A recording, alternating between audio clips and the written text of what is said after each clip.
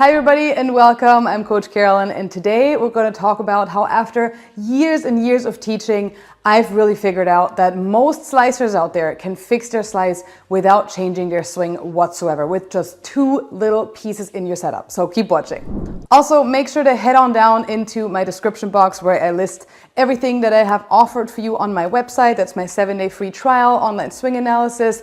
That is lessons, in-person lessons. I do a lot of those. There's some clinics that I'll be doing in the future. So make sure that you head down there, check out what I got for you and also how you can get coached by me. I'd love to work with you and I'd love to see you guys in person at some point. All right, so most slicers are setting themselves up for failure.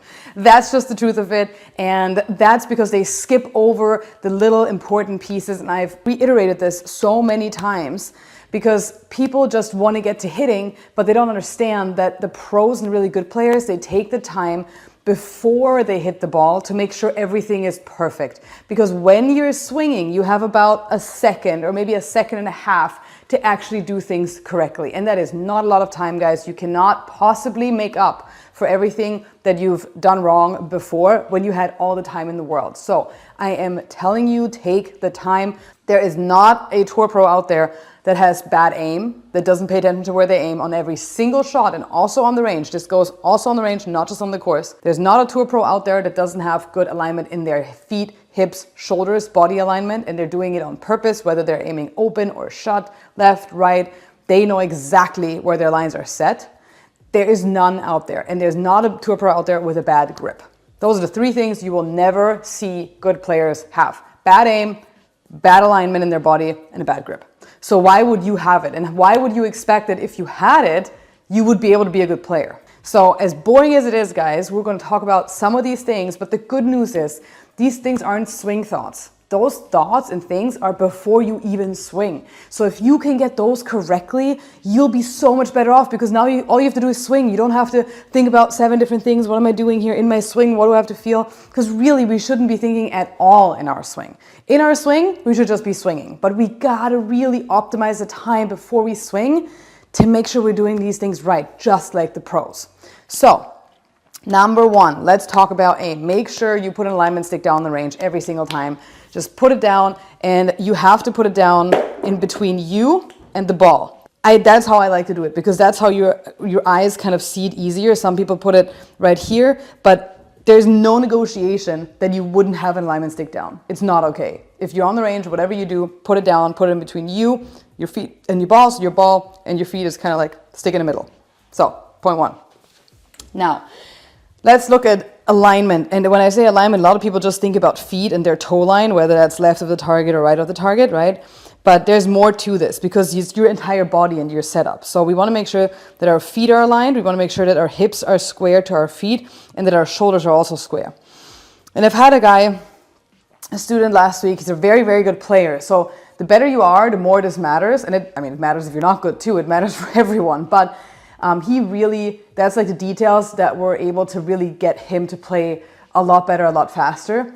And he shot 200 par front 9 right after our lesson, and he was so excited. He said he hadn't done this in 2 years. So that's not me making it up. I can literally show you the text message.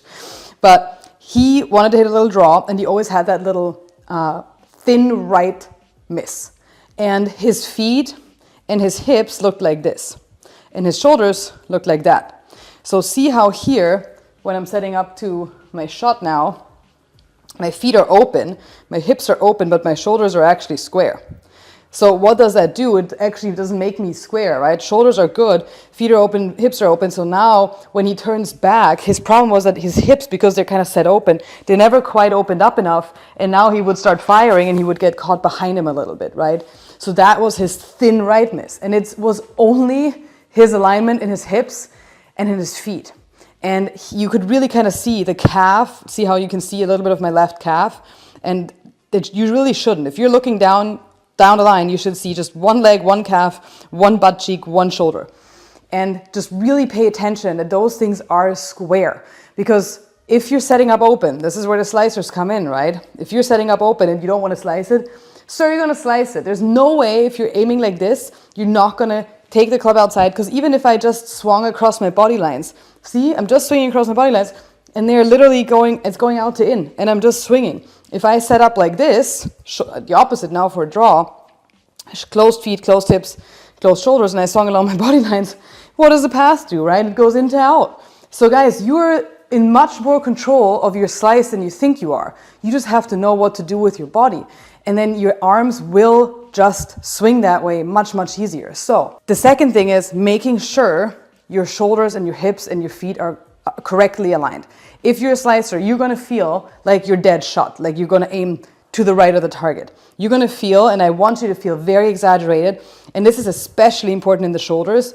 If you do nothing else when you're on the course, make sure you drop that right shoulder back. It should feel like you're shot as a slicer. If you have a left starting ball with a right curve, you should feel like that right shoulder is back, because now you can actually swing more inside and you'll be able to come more from the inside coming through. And that's not going to be this choppy out to in. Because see how if I'm trying to swing out to in now, I'm almost hitting my thigh. So really drop that right shoulder back, and it's going to make a ton of a difference. Some people, why they're having a hard time dropping their right shoulder back is because of their grip. And that's kind of what I was alluding to in the beginning of the video, because people either have a split grip, there's a couple of these, right? So when you have a split grip, which means they're not overlapping or interlocking, there's not that many of us out there, I think, but it still applies, because a lot of you guys, even if you are interlocking or overlapping, you're not doing it enough and your hands are too far apart. If you see this right here, how far apart my hands are right here, and I see this a lot where you can see that top thumb and the hands are kind of far apart. And what happens when your hands are really far apart, whether you are split gripping it like a baseball player or whether you are actually interlocking it or overlapping it, it makes my right arm reach. Do you see that? It makes my right arm reach down because your right hand is going to be lower, but if you don't pay attention, that can really kind of open your shoulders up and bring that back shoulder forward. So really pay attention when you take your grip that the hands are really kind of closer together. It's not so far apart. That helps you not reach as much. And then when you have that, just make sure you dial that right shoulder back a touch. So it's really kind of like, okay, get back there, right? Because again, you're reaching and then you got to be like, no. So it's a little fix, guys, but it's going to help you so much with that left to right curve that we want to get rid of. So next time you're on the range and you're struggling with a slice, make sure you're aiming correctly. Ideally, for slicers, you should aim a little bit right at the target. Make sure your feet aim a little right at the target. Your back hip is dropped back a little bit. Your back shoulder is dropped back a little bit. And you're really feeling like you can let that club release and you're not steering it. First couple that you're hitting, you might actually still start them right and they'll stay right, but they won't have much spin on it. So just read your ball flight a little bit. Why that happens is because in the very beginning, you might not let that club release, because if you came out to in before, you're going to be trained to hold that club face open to not go dead left. So you're going to do that the first couple of shots, but give it about 5 or 6 shots, and then your body's going to start releasing that club face, and you're going to see a little draw shaping into your swing. All right, guys. This is super exciting. I love this. You can do this with a driver. You can do this with an iron. You can do this with all your clubs. If you struggle with that left to right shot, leave me a comment below if it worked for you, what you thought, how it felt. And also let me know what else you want to see. I'm always here to help you. That's what my channel is all about. If you like this video, please like and subscribe, and also just maybe switch on the notification button so you always get notified when I drop a new tip.